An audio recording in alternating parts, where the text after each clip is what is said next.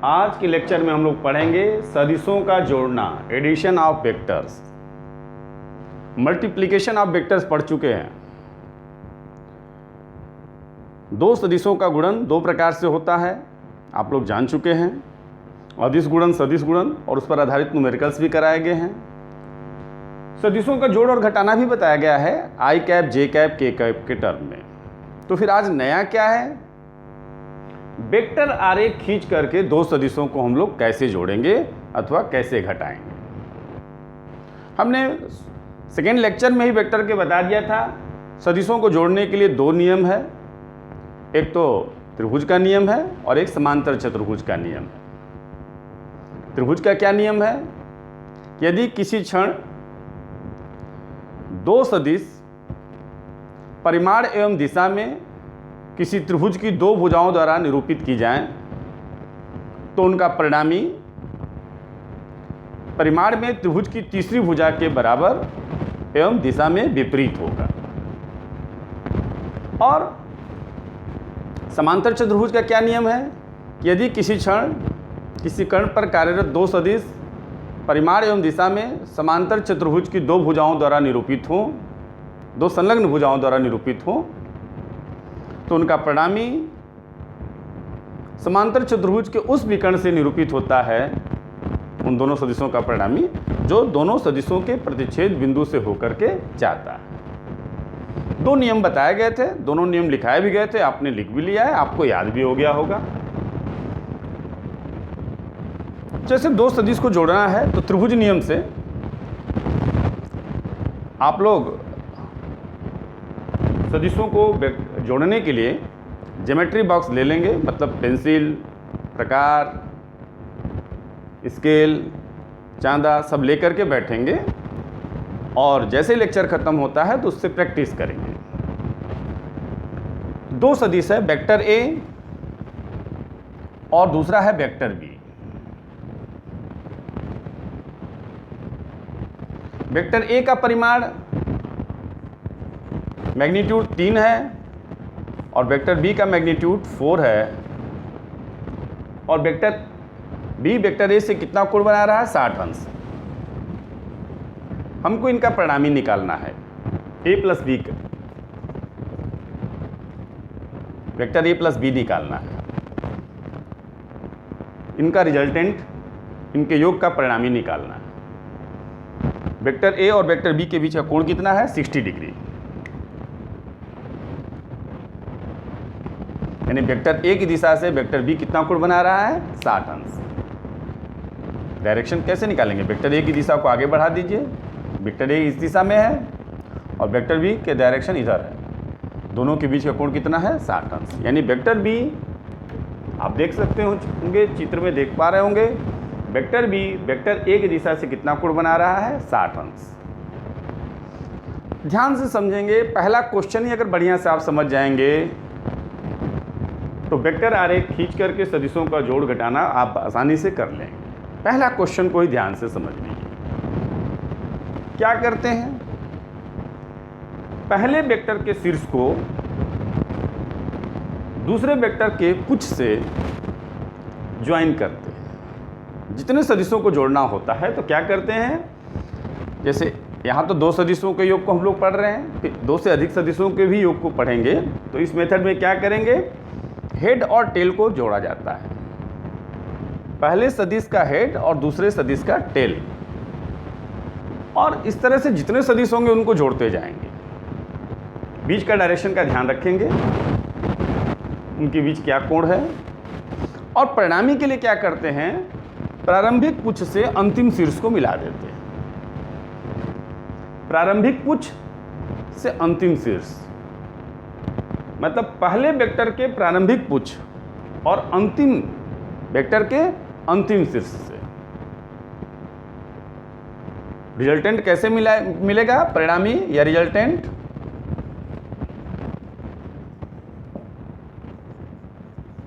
परिणामी कैसे हम लोग प्राप्त करेंगे, हम लोग परिणामी प्राप्त करेंगे initial tail of initial vector कह सकते हैं हम लोग। कैसे ज्वाइन करेंगे, tail of initial vector to head of final vector.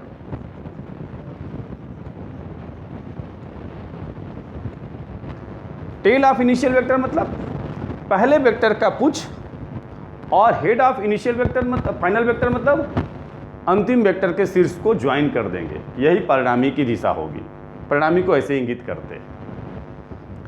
Hindi में भी लिख दिया जाए, क्या होगा परिणामी? पहले वेक्टर का पुछ और अंतिम वेक्टर के शीर्ष को मिला दीजिए। लिख लीजिएगा, पहले वेक्टर के पुछ को अंतिम वेक्टर के शीर्ष से मिला देंगे। पहले वेक्टर का पुछ और अंतिम वेक्टर के शीर्ष को जब आप ज्वाइन कर देंगे तो वही होगा परिणामी। परिणामी ऐसे ही दर्शाते हैं, ठीक है। और जो दो सदिश है उसमें क्या करेंगे, दूसरे के टेल को पहले के हेड से जोड़ते जाते हैं। टेल और हेड को कंबाइन किया जाता है, हेड टेल कॉम्बिनेशन होता जाता है। अब जैसे समझिए, और परिणामी के लिए क्या करेंगे, tail of initial vector to head of final vector, मतलब पहले वेक्टर के पुछ को अंतिम वेक्टर के शीर्ष से मिला देंगे। ध्यान दीजिएगा, पहले वेक्टर के पुछ को अंतिम वेक्टर के शीर्ष से मिला देंगे। जब हम आपके एग्जाम्पल लेकर के करेंगे तो आपको समझ में आएगा। ये तो हमने तरीका बताया।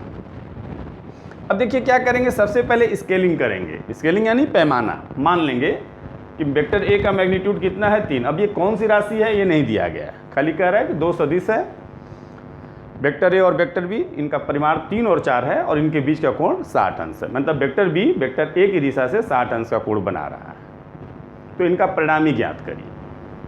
अब ये सदिश बल भी हो सकते थे, बल का भी दिया जा सकता है, विस्थापन और भी कोई सदिश राशि दिए जा सकते हैं, लेकिन यहाँ सदिश का नाम नहीं लिया है। बस कह रहा दो सदिश है, वेक्टर ए और वेक्टर बी। वेक्टर ए का मैग्नीट्यूड यानी परिमाण कितना है, 3। वेक्टर बी का परिमाण कितना है, 4। और दोनों के बीच का वेक्टर बी वेक्टर ए से कितना कोण बना रहा है, 60 अंश। हम लोग को क्या निकालना है, वेक्टर आरेख खींच करके इन दोनों सदिशों का परिणामी ज्ञात करना है। तो सबसे पहले स्केलिंग करेंगे, पैमाना मान लेंगे कि माना 1 मात्रक बराबर 1 सेंटीमीटर। अब ये जो भी हो, क्या मात्रक है नहीं मालूम, तो माना 1 मात्रक बराबर 1 सेंटीमीटर। तो 3 मात्रक है, मैग्नीट्यूड ऑफ वेक्टर ए कितना है, 3 मात्रक। मात्रक दिया नहीं है तो इस मात्रक लिख देते हैं इसको, ठीक है।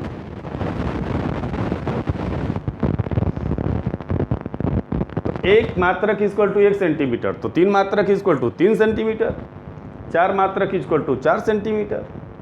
तो सबसे पहले क्या करेंगे, वेक्टर ए हम लोग खींचेंगे। 3 सेंटीमीटर का एक रेखा खींच देंगे, स्केल से 3 सेंटीमीटर की रेखा खींच देंगे आप। ये हो गया वेक्टर ए। बहुत ही आसान है, चाहे तो इसका नाम भी रख सकते हैं, ओए, नामकरण भी कर सकते हैं सदिश का ओए, लेकिन यह है क्या, वेक्टर ए। ओए क्या रिप्रेजेंट कर रहा है, वेक्टर ए को। फिर इसको डॉट डॉट से थोड़ा आगे बढ़ा देंगे, बल्कि अलग कलर से इसको शो करते रहे। और फिर 60 अंश का कोण बनाएंगे आप। 60 अंश का कोण आपको जैसे आसान लगे बना लीजिएगा,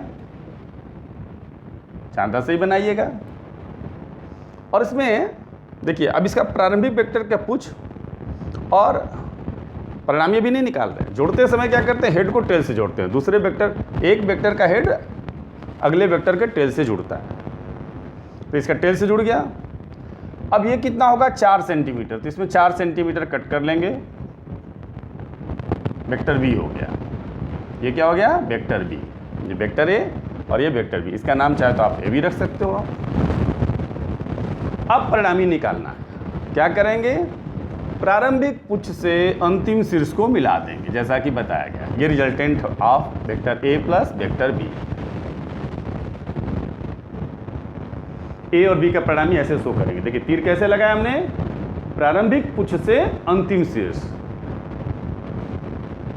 ठीक है ना। Tail of initial vector and head of final vector. ये जो फाइनल वेक्टर मतलब दो ही यहाँ सदिश है, तो ये पहला और दूसरा, या प्रारंभिक और अंतिम भी कह सकते हो आप।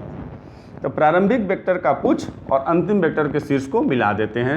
तीर देखिएगा ऐसे रहना चाहिए। यही तो त्रिभुज का नियम था सदिश जोड़ के लिए। अब आंसर कैसे देंगे? परिणामी का परिमाण, परिणामी का परिमाण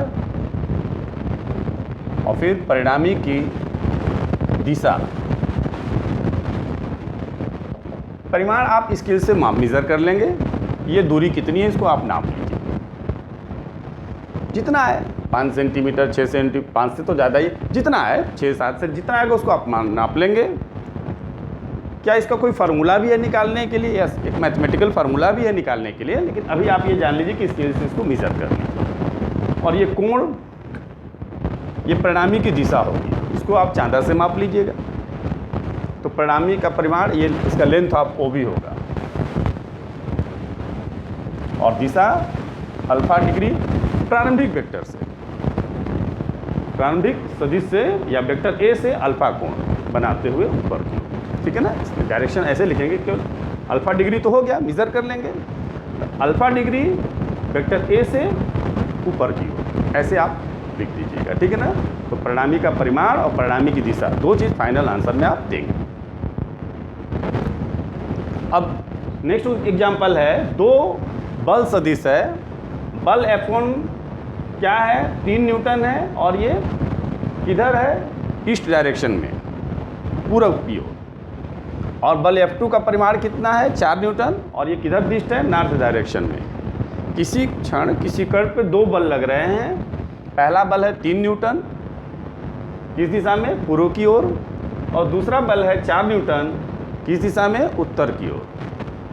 अब उस कण पर कितना परिणामी बल लग रहा है? नेट बल कितना लग रहा है? ऐसे तो अदिश राशि में क्या होता, 3 और 4 मिलके हमेशा 7 होते हैं। तो इस तरह से आपके दिमाग में आ रहा होगा कि 3 न्यूटन का भी बल लग रहा है, 4 न्यूटन का भी बल लग रहा है, तो नेट 7 न्यूटन का बल होना चाहिए, 7 न्यूटन का बल होना चाहिए। पर ऐसा नहीं है, 7 न्यूटन यहाँ आंसर नहीं आएगा, क्योंकि ये सदिश राशि है। यही तो अदिश और सदिश में अंतर है। सदिश राशि में 2 और 3 5 नहीं होते, 3 और 4 7 नहीं होते। हमेशा हो भी सकते हैं, ये भी नहीं कि असंभव है 3 और 4 का 7 होना, हो भी सकते हैं, नहीं भी हो सकते। तो कब 3 और 4, 3 न्यूटन और 4 न्यूटन लगेंगे, 7 न्यूटन कब हो जाएगा उनका रिजल्टेंट, और कब 7 न्यूटन से कम होगा? तो हम लोग आज ये सब चीज़ें सीखेंगे कि दो सदिशों को जब जोड़ते हैं तो उनका अधिकतम परिणामी कितना होगा। जैसे 3 और 4 को जोड़ रहे हैं तो अधिक से अधिक इनका रिजल्टेंट क्या हो सकता है, और मिनिमम कितना हो सकता है, कम से कम कितना हो सकता है, और किन परिस्थितियों में हो सकता है। ये हर चीज़ को सीखेंगे, एक एक करके हर चीज़ को सीखते चलिए। यहाँ पे क्या है, 3 न्यूटन और 4 न्यूटन के दो बल लगे। आप जानते होंगे ईस्ट वेस्ट नॉर्थ साउथ का डायरेक्शन,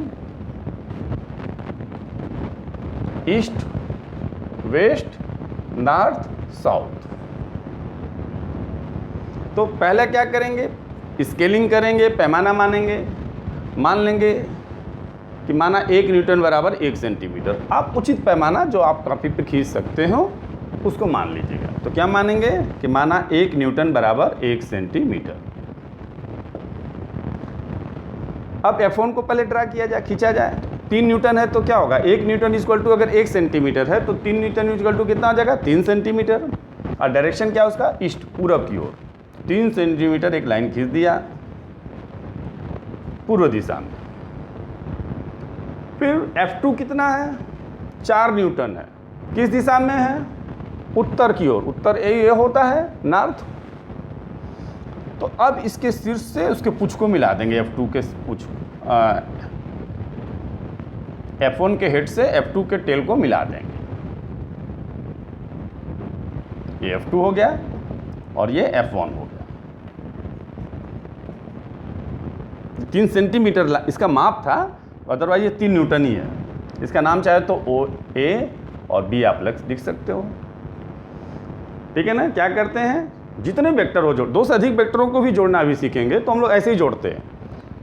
हेड को टेल से, एक वेक्टर के हेड को अगले वेक्टर के टेल से जोड़ देंगे। जितने होंगे ऐसे जोड़ते जाएंगे। और फाइनल रिजल्टेंट कैसे देते हैं? Tail of initial vector join करते हैं किस रेखा को? पहले वेक्टर के पुच्छ को अंतिम वेक्टर के शीर्ष से मिला देते हैं। यहाँ तो 2 ही है, तो क्या होगा रिजल्टेंट? पहला वेक्टर का टेल यही है, पुच्छ यही है, और अंतिम वेक्टर का शीर्ष ये है, मिला दीजिए और तीर उधर ही रहेगा। ध्यान देंगे, तीर का डायरेक्शन इसमें बहुत महत्व रखता है। कुछ बच्चे तीर इसमें लगाते नहीं, गलत हो जाएगा। अगर एरो नहीं लगाएंगे तो सब आपका मेहनत बेकार हो जाएगा। इतने ही नहीं लगाएंगे तो 0 नंबर मिलेगा, सब मेहनत खराब हो जाएगा। और वेक्टर r इक्वल टू क्या लिखेंगे? F1 plus F2। ये दोनों का रिजल्टेंट है, परिणामी हो गया। आप ये भी कह सकते हो कि OB vector OB equal to vector OA plus AB। ये तो ऑलरेडी हम लोग सीखे हुए हैं। इसको 3 भाग में 4 भाग में आप तोड़ सकते हो। यहाँ तो 2 ही भाग में है। O से A पे गया, A से B पे गया, मतलब कि O से B पर गया। ठीक है। अब आंसर कैसे देंगे?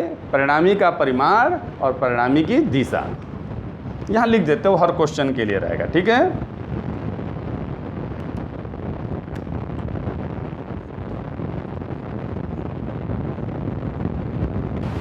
परिणामी का परिमाण और परिणामी की दिशा, क्योंकि सदिश राशि है ना, तो दोनों चीज़ बताना होगा। केवल परिमाण से काम नहीं चलेगा, परिमाण भी बताना पड़ेगा, दिशा भी। अच्छा, कुछ बच्चे परिणामी और परिमाण में गड़बड़ी कर देते हैं, इधर उधर लिख देते हैं। परिणामी मतलब रिजल्टेंट, जो फाइनल रिजल्ट आ रहा है, और परिमाण मतलब उसका मैग्नीट्यूड कितना है। तो ध्यान देंगे, ये परिणामी का परिमाण है, यहाँ परिणामी है और यहाँ म पहले है। ठीक है ना। मैग्नीट्यूड ऑफ रिजल्टेंट इंग्लिश में तो ठीक है, हिंदी में एक ही जैसा लगता है, तो कई बच्चे सेम लिख देते हैं, इधर का उधर कर देते हैं। ठीक है ना। परिणामी का परिणाम लिख देते हैं, परिणाम लिख देंगे तो गलत हो जाएगा। यहाँ पे परिणामी का परिमाण होता है, मैग्नीट्यूड होता है। कितना होगा ये नापेंगे तो ये तो 5 आएगा। पाइथागोरस थ्योरम से भी निकल सकता है। 3 और 4 है तो बीच का कोण 90 अंश है। क्यों? क्योंकि ईस्ट और नॉर्थ के बीच का कोण 90 डिग्री होता है। तो ये तो 5 आएगा, 5 न्यूटन। आपका 5 सेंटीमीटर आएगा स्केल से मेजर करेंगे तो, लेकिन आपने पैमाना क्या माना है? 1 न्यूटन इक्वल टू 1 सेंटीमीटर, तो 5 सेंटीमीटर इक्वल टू 5 न्यूटन हो जाएगा। और दिशा आपको इसको स्केल से मेज़र करेंगे, ये जो आ जाएगा। और स्केल से कर रहे हैं, चांदा से मेज़र कर लेंगे, माप लेंगे, जितना आएगा क्या लिख देंगे? पूरब से ये कोण होगा tan इनवर्स 4/3, 53 डिग्री के आसपास आता है। 4 हो और ये 3 हो तो खैर tan इनवर्स 4/3 क्या? किधर से किधर की ओर? पूरब से उत्तर की ओर। पूरब से उत्तर की ओर, यही ना। प्रारंभिक वेक्टर पूरब है ना। पूरब से देखिए किधर जा रहा है? उत्तर की ओर। ये डायरेक्शन इसका ये होगा। अगर इस पे अगर हम लोग को शो करना हो, इधर होगा। परिणामी इनका इधर होगा। ठीक है। पूरब से उत्तर की ओर, यही होता है परिणामी। अप्रॉक्सीमेटली 53 डिग्री मान के चलिए। और ले लिया जाए उदाहरण, आपको समझ में आ रहा होगा। अब क्या करें? किसी कण पे 3 बल लगे हैं। अच्छा, इसको एक समांतर चतुर्भुज से भी कर सकते थे हम लोग। समांतर चतुर्भुज से कैसे करेंगे? उसमें क्या करते हैं, दोनों को एक ही बिंदु से खींचते हैं, दोनों को टेल से। 3 न्यूटन ऐसे और 4 न्यूटन ऐसे।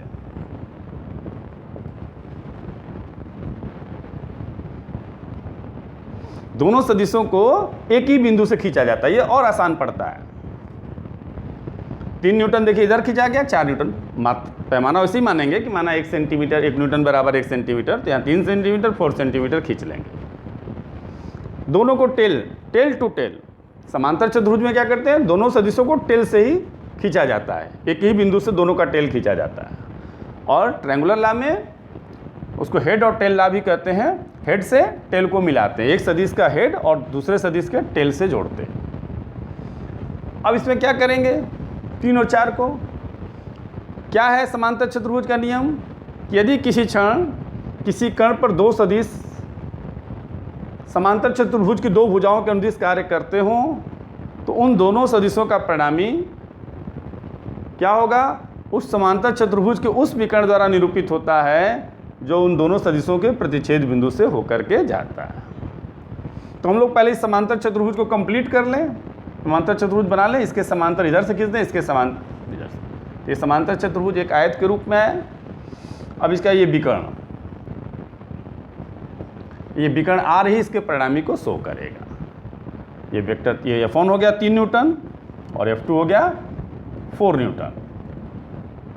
देखिए हो गया। अब इनका रिजल्टेंट यही होगा R = F1 + F2।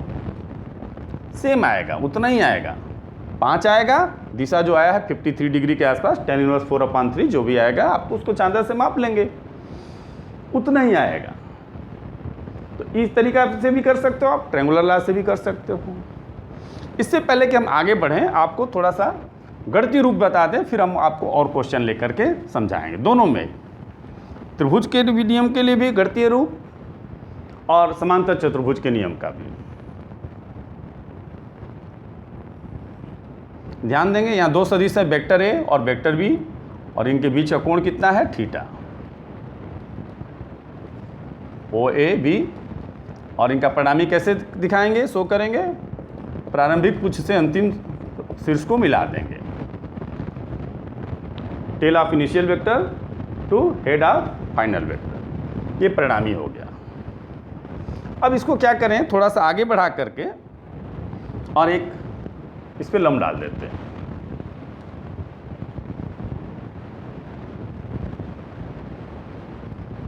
इसका नाम रख देते हैं C। बोलिए, किसी को दिक्कत दिख रहा है? अब ये वेक्टर B है और ये वेक्टर A है, तो इसका परिमाण B होगा, इसका परिमाण A होगा। तो अगर इसका परिमाण B है तो इसका परिमाण कितना होगा और इसका परिमाण कितना होगा? अगर ये कोण थीटा है तो ध्यान से समझिएगा।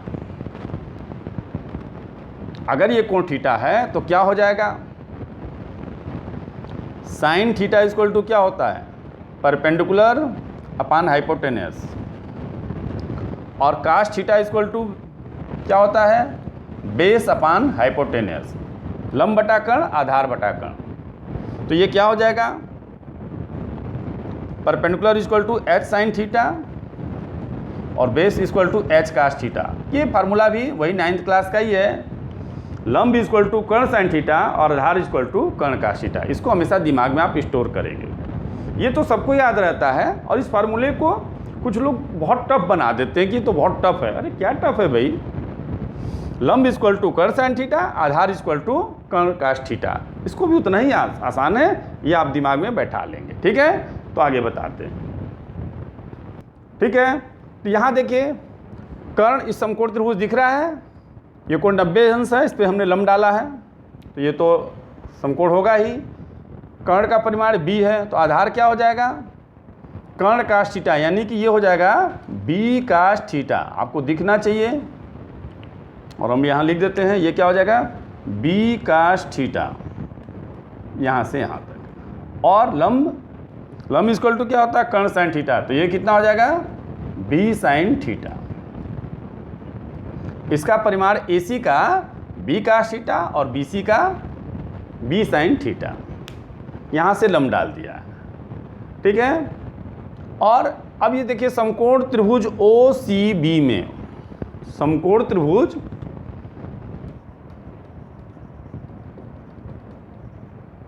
OCB में क्या होगा? ये हम मिटा देते हैं। कर्ण का square, Pythagoras theorem, OB square equal to OC square plus CB square. ये तो पाइथागोरस थ्योरम है, ये तो सबको मालूम होना चाहिए। अब OB का परिमाण कितना है? R। OB का परिमाण कितना है? R, तो ये कितना हो जाएगा उसका स्क्वायर? R square.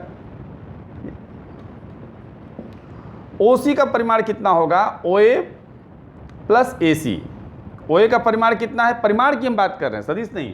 OA का परिमाण कितना है, A, या OC को लिख दे रहे हैं OA प्लस AC, फिर अगले स्टेप में करेंगे। और BC या CB एक ही बात है, स्क्वायर में तो कोई दिक्कत है नहीं, यहाँ तो वेक्टर फॉर्म में है नहीं। OA का मान कितना है, A, ध्यान देते रहेंगे, A। AC का मान कितना है, B cos थीटा का होल स्क्वायर। BC का मान कितना है, B sin theta whole square, दिख रहा है ना।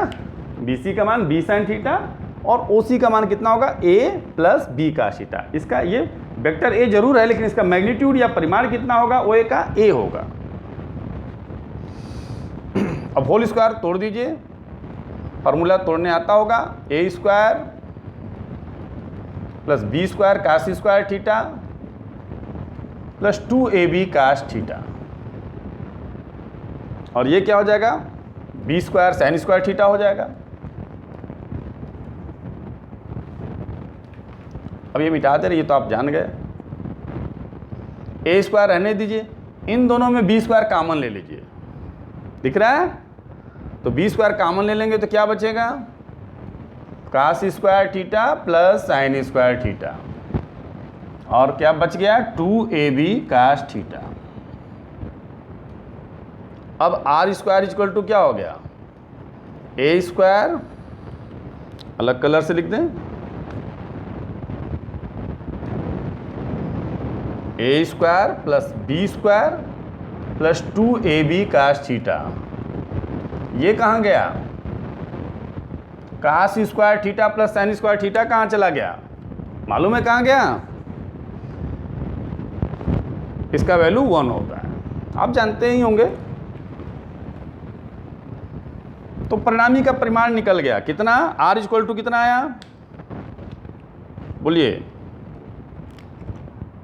क्या आया, R equal to under root A square plus B square plus 2AB cos theta. एक बहुत ही इंपॉर्टेंट फार्मूला आया,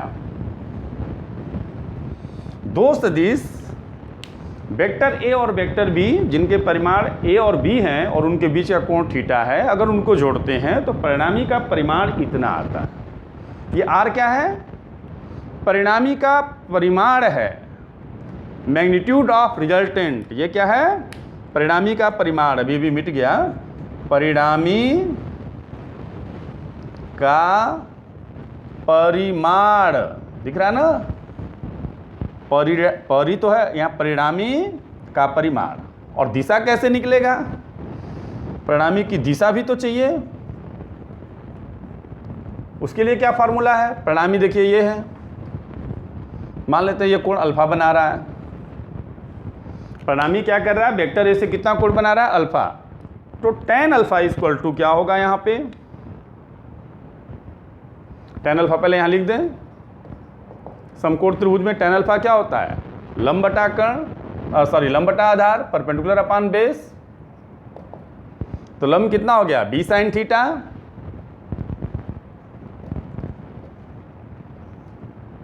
और बेस यानी कि आधार कितना हो गया, ये दिख रहा है ना समकोण त्रिभुज, A plus B cos theta. तो यही परिणामी का दिशा क्या होगा, alpha equal to tan inverse B sin theta upon A plus B cos theta. तो दो सदिश वेक्टर A व वेक्टर B जिनके परिमाण क्रमशः स्मॉल a व स्मॉल b है और बीच के कोण थीटा हो, अगर उनको हम जोड़ेंगे तो उनके परिणामी का परिमाण कितना आता है, root A square plus B square plus 2AB cos theta, और परिणामी की दिशा कितनी आती है, tan inverse B sin theta upon A plus B cos theta. इससे पहले कि आगे बढ़ें, समांतर चतुर्भुज के नियम से भी जोड़ेंगे तो यही आएगा, दो सदिश जिनका परिमाण वेक्टर ए और दो सदिश वेक्टर ए और बी और उनके बीच का कोण थीटा है, और उनको अगर जोड़ते हैं समांतर चतुर्भुज के नियम से तो भी परिणामी का परिमाण और दिशा देखिए सेम आएगा, अभी करके दिखा रहे हैं आपको, फिर आगे कुछ हम बताएंगे। क्योंकि ये दोनों ही बहुत ही महत्वपूर्ण चीज़ है दो सदिशों के परिणामी को निकालने के लिए। अब समांतर चतुर्भुज के नियम में क्या करेंगे, दोनों सदिशों को एक ही बिंदु से खींचा जाता है। वेक्टर ए और वेक्टर बी को दोनों के टेल से ही खींचा जाता है, नाम चाहे जो रख दीजिए, ठीक है।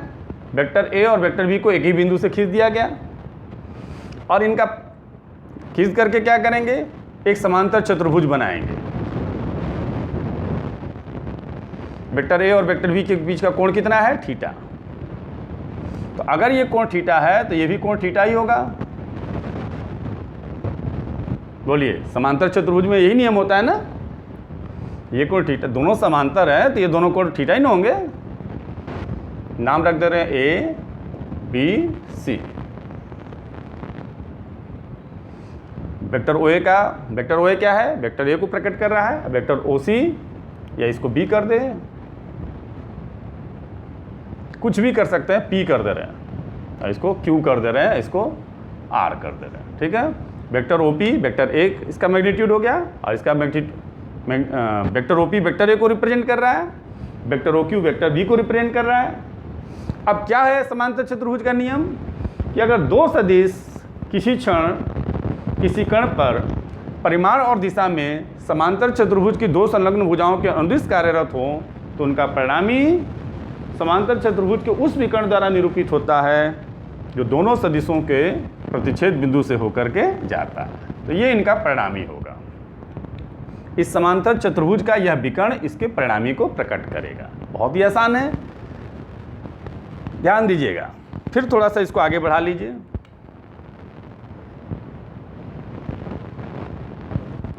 इसका नाम रख दे रहे हैं O P Q R S कर दे रहे हैं पी।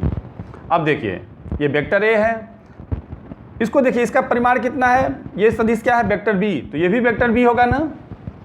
बोलिए, अगर vector O Q vector B है तो वेक्टर पी आर भी वेक्टर बी होगा। क्यों? क्योंकि दोनों परिमाण में बराबर है और दिशा भी दोनों का सेम है। देख रहे हैं, ये पी है, पी को देखिए, वेक्टर पी आर और वेक्टर ओ क्यू देख रहे हैं, दोनों का परिमाण बराबर है क्योंकि समांतर चतुर्भुज के आमने सामने की भुजाएं बराबर होती हैं और दिशा भी दोनों का सेम है, समांतर है दोनों एक दूसरे के, तो परिमाण भी समान, दिशा भी समान। तो अगर ये वेक्टर बी है तो ये भी वेक्टर बी ही होगा। और एक तरह से दोबारा वही चीज़ आ रहा है, ये वेक्टर बी है तो इसका परिमाण क्या होगा, बी। तो आधार बराबर क्या होता है, कर्ण काश थीटा, तो ये क्या हो जाएगा, बी काश थीटा। और ये क्या होगा, लंब बराबर कर्ण साइन थीटा, यानी कि ये क्या होगा, बी साइन थीटा। और ये परिणामी मान लेते हैं अल्फा कोण बना रहा है। फिर वही डायरेक्ट कर दे रहे हैं, समकोण त्रिभुज ओ एस आर में क्या होगा, कर्ण का वर्ग O R square equal to आधार का वर्ग O S square plus S R square. ये हम मान ले रहे हैं वेक्टर आर परिणामी को, तो ओ आर का मतलब आर स्क्वायर, ओ एस क्या हो जाएगा, इसका परिमाण ए है, इसका परिमाण बी काश थीटा है, तो फिर वही ए प्लस बी काश थीटा का होल स्क्वायर, और ये इसका परिमाण कितना है, बी साइन थीटा, तो इसका स्क्वायर। फिर सेम एकदम वही करेंगे, होल स्क्वायर को ब्रेक करेंगे, सेम एकदम आई आएगा, सिमिलर एकदम है। और परिणामी की दिशा tan अल्फा इक्वल टू फिर क्या होगा, इतना अपान इतना, तो tan अल्फा क्या हो जाएगा, बी साइन थीटा है लंब, और आधार कितना है, ए प्लस बी काश थीटा। तो दो सदिश चाहे आप त्रिभुजी नियम से लगाइए, चाहे समांतर चतुर्भुज के नियम से लगाइए, ट्रायंगुलर लॉ चाहे पैरेललोग्राम, दोनों से क्या निष्कर्ष निकल रहा है कि दो सदिश वेक्टर ए व वेक्टर बी जिनके परिमाण क्रमशः ए व बी तथा उनके बीच का कोण थीटा है का परिणामी कितना होगा, under root a square plus B square plus 2ab cos theta. और पहले वेक्टर से वो कितना कोण बनाएगा, tan inverse b sine theta upon a plus b cos theta. ये बेहद इंपॉर्टेंट निष्कर्ष आज आपको मिल गए। अब आगे की चीज़ों को बता रहे हैं, ठीक है, इतना आप नोट कर लीजिए। तो अगर दो सदिश जिनके परिमाण ए व बी और बीच के कोण थीटा हो, उनके परिणामी का परिमाण इतना होगा और दिशा के लिए ये सूत्र है। अब इसमें कुछ और कंडीशन हम लोग लेकर के चलते हैं। हमने दोनों मेथड से मैथमेटिकली इसको निकाल दिया, अगर दोनों सदिश वेक्टर ए व वेक्टर बी के बीच का कोण 90 डिग्री हो, फर्स्ट केस, अगर थीटा 90 डिग्री हो तो क्या होगा? दोनों सदिश एक दूसरे के लंबवत हो तो क्या होगा? पहले दोनों के एक दिशा में ले रहे हैं। 0 डिग्री हो तो क्या होगा, 90 डिग्री हो तो क्या होगा, और 180 डिग्री हो तो क्या होगा? 3 केस हम लोग ले रहे हैं। दो सदिश हैं जिनके परिमाण ए व बी हैं और उनके बीच का कोण थीटा है। अगर थीटा का वैल्यू 0 डिग्री होगा तो कैसे निकलेगा रिजल्टेंट, देख लीजिए। इस इक्वेशन से r इक्वल टू क्या हो जाएगा, a square plus B square plus 2ab cos 0 degree. Cos 0 degree का वैल्यू सबको पता है, कितना होता है, 1 होता है। और a square plus B square plus 2ab क्या हो जाएगा, a प्लस बी का होल स्क्वायर, यानी कि a प्लस बी। यानी इस केस में, इस स्थिति में जब दो सदिश एक ही दिशा में जुड़े हों तो उनका परिणामी उन दोनों के योग के बराबर होता है। जैसे कि हमने कहा ना कि 3 और 4 का परिणामी कभी कभी 7 भी हो सकता है। तो कब होगा, जैसे दो बल हैं, एक का परिमाण 3 न्यूटन है, दूसरे का परिमाण 4 न्यूटन है, और दोनों दोनों के बीच का कोण 0 डिग्री है, यानी कि दोनों एक ही दिशा में लगे हों, तो उनका परिणामी क्या होगा, 3 धन 4 7। तब एकदम अदिश राशि की भांति जोड़ देंगे। दो सदिश अगर एक ही दिशा में लग रहा है, जैसे आप गाड़ी को धक्का दे रहे हो, ठीक है ना, तो एक लोग 3 न्यूटन का बल लगा रहा है और थोड़ा दूसरा उससे ताकतवर है तो वो 4 न्यूटन का बल लगा रहा है, तो नेट बल कितना लगा उस पर, 7 न्यूटन। दोनों एक ही दिशा में लगा रहे हैं तो बल एक ही दिशा में लगने से जुड़ जाते हैं, दोनों सदिश को जोड़ देते हैं परिणामी का परिमाण निकालने के लिए। दिशा तो वही रहेगा, थीटा को अगर 0 रख दोगे तो क्या हो जाएगा, अल्फा इक्वल टू 0 आएगा, मतलब उसी दिशा में, जिस दिशा में दोनों बल लग रहे हैं परिणामी का परिमाण भी उसी दिशा में होगा। अगर दोनों के बीच का कोण 90 डिग्री हो तो क्या होगा, उस स्थिति में परिणामी का परिमाण कैसे निकलेगा, a square plus B square plus 2ab cos 90 degree. Cos 90 degree का वैल्यू तो आपको पता ही होगा 0, यानी कि root a square plus B square. यानी दो सदिश अगर एक दूसरे के लंबवत हो तो उनका परिणामी कैसे निकलता है, under root a square plus B square करके निकाल देते हैं। जैसे 3 और 4 है और बीच का कोण 90 डिग्री है, तो परिणामी कितना हो जाएगा, 5 हो जाएगा, क्योंकि under root 3 square plus 4 square, 3 का स्क्वायर 9 होता है, 4 का स्क्वायर 16 होता है, 9 प्लस 16 25, और 25 का रूट 5 होता है, आप जानते हैं, अंडर रूट 25 इक्वल टू 5 होता है, तो 5 हो जाएगा उस स्थिति में। और दिशा थीटा इक्वल टू 90 डिग्री कर देंगे तो क्या हो जाएगा, बोलिए, alpha equal to tan inverse b upon a हो जाएगा। समझ में आ रहा है कैसे, साइन 90 का वैल्यू 1 होता है, आकाश 90 का वैल्यू 0 होता है, तो b into 1 upon a plus 0, यानी b अपान a हो जाएगा ना, यही होगा। अब अगर दोनों के बीच का कोण 180 अंश हो, 180 डिग्री हो, तब क्या होगा, इस समीकरण में थीटा की जगह पे 180 अंश रख दीजिए, देख लीजिए क्या आ रहा है। ये हमेशा अल्फा किससे होता है, पहले वाले वेक्टर से। अब देखिए, तो a square plus B square plus 2ab cos 180 degree, direct कर देना। कास 180 डिग्री का वैल्यू कितना होता है, -1, पता है। जिनको नहीं पता होगा, ट्रिग्नोमेट्री के शुरू के 3 लेक्चर देख लेंगे, सब समझ में आ जाएगा। ये क्या हो जाएगा, a माइनस बी का होल स्क्वायर, यानी r equal to a difference b। a minus B नहीं कहेंगे, b a में से b भी घटा सकते हैं, b में से a भी घटा सकते हैं। यानी दो सदिश अगर एक दूसरे के विपरीत दिशा में लगे हों तो उनका रिजल्टेंट परिणामी दोनों के अंतर के बराबर होता है।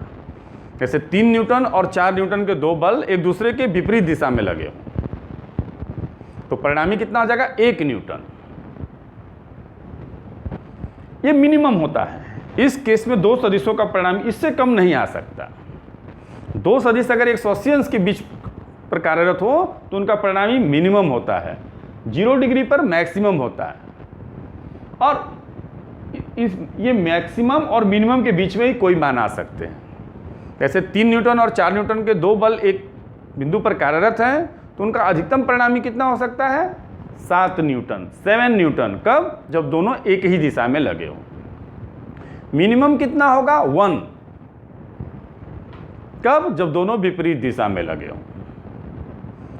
ठीक है, तो 1 से 7 के बीच में कुछ भी मान आएगा, या तो एक मान क्या आएगा, जो रिजल्टेंट आएगा वो क्या होगा? 1 या 1 से ज़्यादा, 7 या 7 से कम आएगा। रिजल्टेंट जो होता है 3 और 4, अगर 3 न्यूटन और 4 न्यूटन के दो बल किसी कण पर कार्य कर रहे हैं तो उनका परिणामी 1 या 1 से ज़्यादा, 7 या 7 न्यूटन से कम होगा। ये उसका मिनिमम वैल्यू है, इससे कम नहीं हो सकता, इससे ज़्यादा नहीं हो सकता, इसके बीच में कुछ भी हो सकता है। जबकि अदिश राशि होगा तो 3 और 4 हमेशा 7 ही होगा। लेकिन जब विपरीत दिशा में होते हैं तो दोनों सदिश के बीच का कोण जब 180 डिग्री होता है तो उस स्थिति में परिणामी की दिशा क्या होगी? साइन 180 डिग्री वो तो 0 हो जाएगा, और यहाँ पे कास 180 डिग्री का वैल्यू माइनस, तो जब ऊपर से 0 हो गया यानी परिणामी उसी दिशा में होगा। लेकिन जो बड़ा होगा उसमें से छोटा को घटाएंगे। जैसे आप ध्यान दीजिए, 3 न्यूटन इधर लग रहा और 4 न्यूटन इधर लग रहा, तो दोनों का डायरेक्शन अपोजिट हो गया ना, तो परिणामी जानते किधर होगा? बड़े बल के अनुदिश होगा।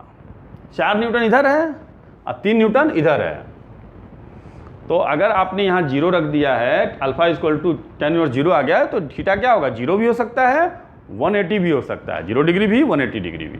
तो कब? अगर 4 इधर लगा है, 3 इधर लगा है, तो परिणामी बल कितना होगा इनका? रिजल्टेंट कितना होगा? 1 न्यूटन। किस दिशा में?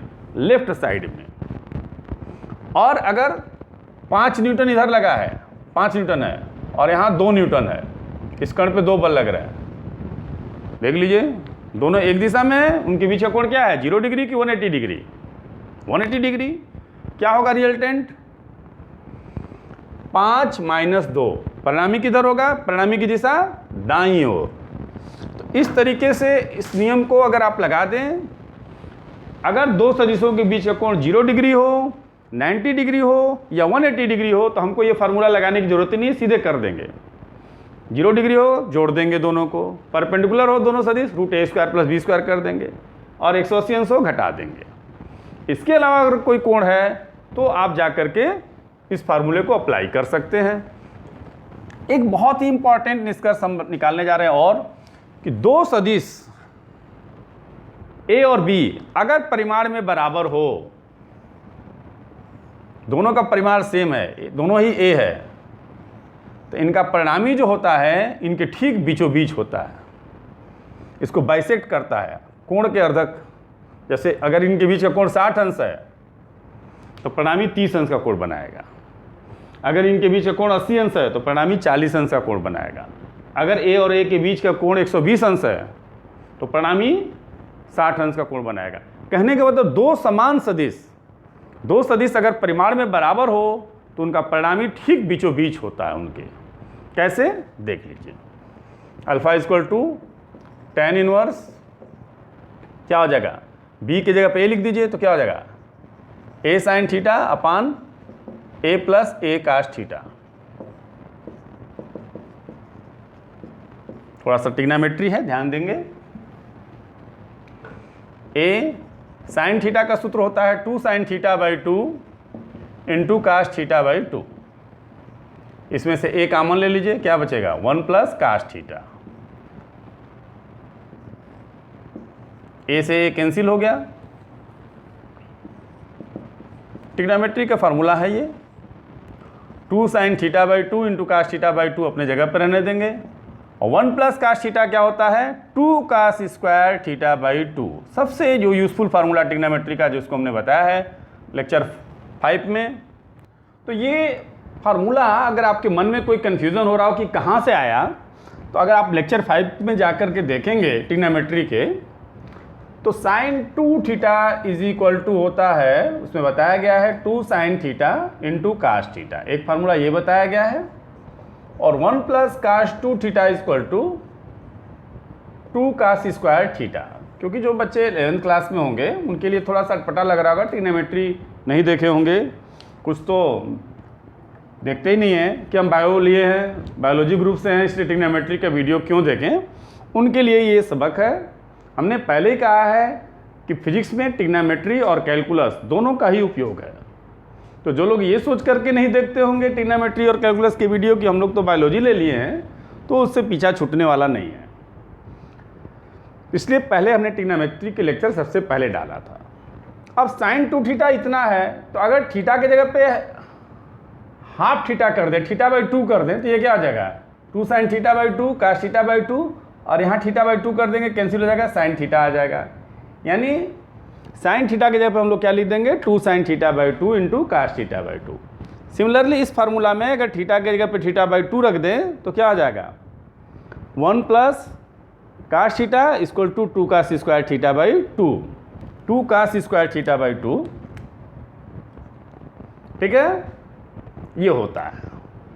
अब क्या होगा 2 से 2 कैंसिल हो जाएगा, कास से कास कैंसिल हो जाएगा, क्या बचेगा alpha equal to tan inverse sine theta upon 2 और अपान कास थीटा बाई 2, क्या हो जाएगा tan थीटा बाई 2, और tan इनवर्स से tan खत्म हो जाएगा, अल्फा इक्वल टू क्या होगा थीटा बाई 2।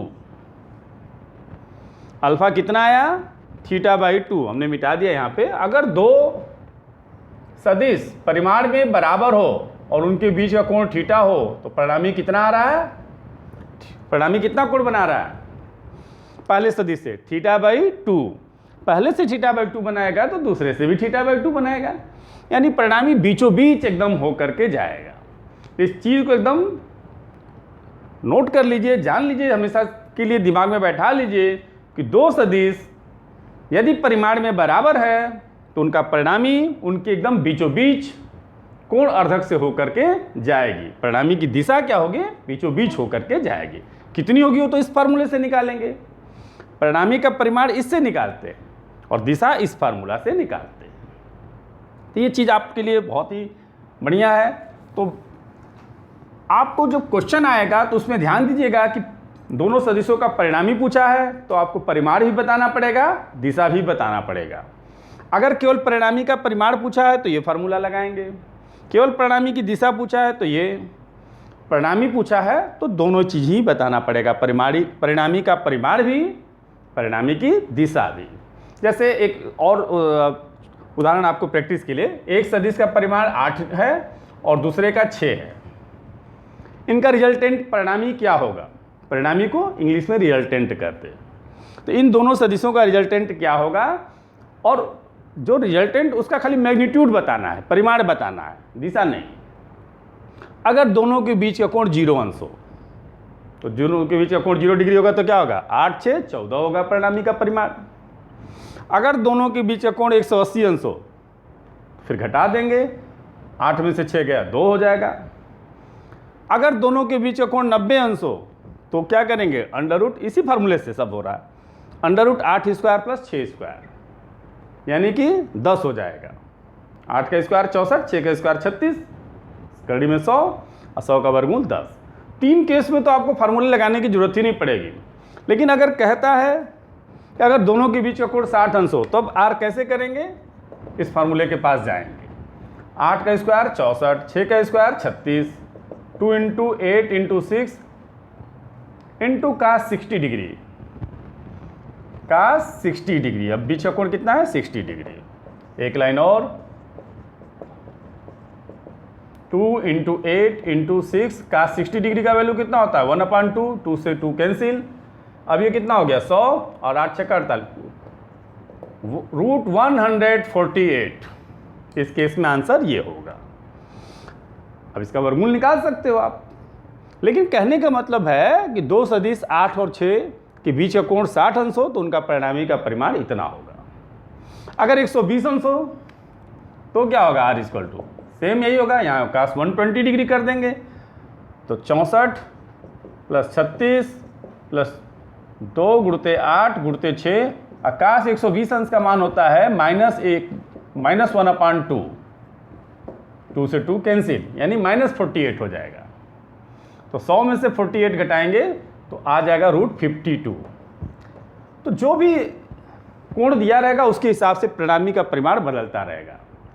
8 और 6 का जो परिणामी होगा उसका परिमाण मैक्सिमम कितना होगा 14, मिनिमम कितनी होगी 2, और बाकी जिस हिसाब से कोण रहेगा उसके हिसाब से इसका मान चेंज होता रहेगा। अगर बीच का कोण 90 अंश है तो 10, अगर बीच का कोण 60 अंश है तो परिणामी √148, अगर बीच का कोण 120 अंश है तो परिणामी √52।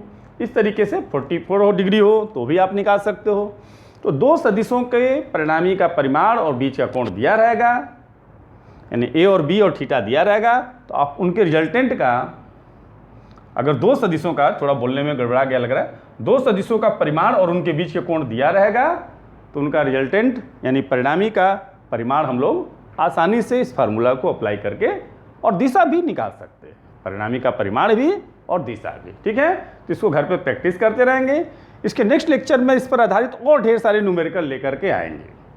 अभी तो आज हमने आपको बस नियम बताया है, इस पर आधारित बहुत अच्छे अच्छे क्वेश्चन आ सकते हैं जो आपको नेक्स्ट लेक्चर में बताए जाएंगे। तब तक आप इसको प्रैक्टिस करिए। ठीक है, थैंक यू।